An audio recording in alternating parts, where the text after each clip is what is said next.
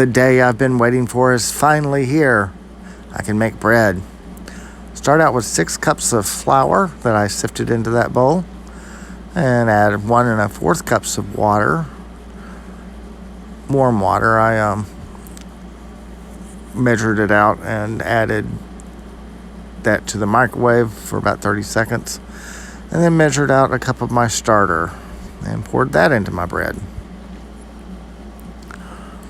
along with 1/2 cup of sugar, 1/2 cup of oil, and a tablespoon of salt. And mix that up. I did this by hand, but I mean, you can use a dough hook if you like.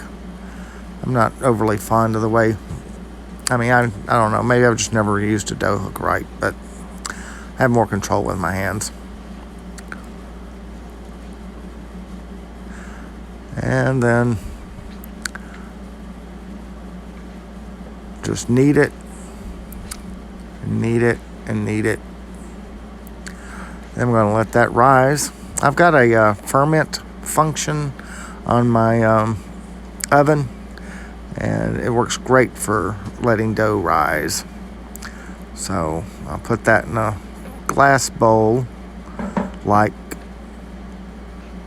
this, and put it in my oven to ferment for about 6 hours.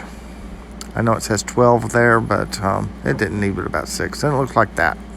So punch it down and divide it up into your pans.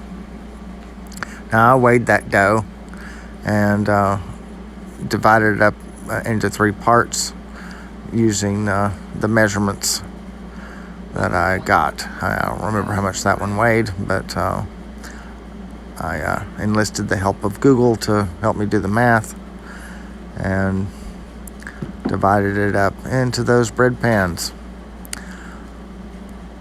And then once I got the appropriate amount of dough into each pan, I then shaped it and put it back in the pans, and then let those rise.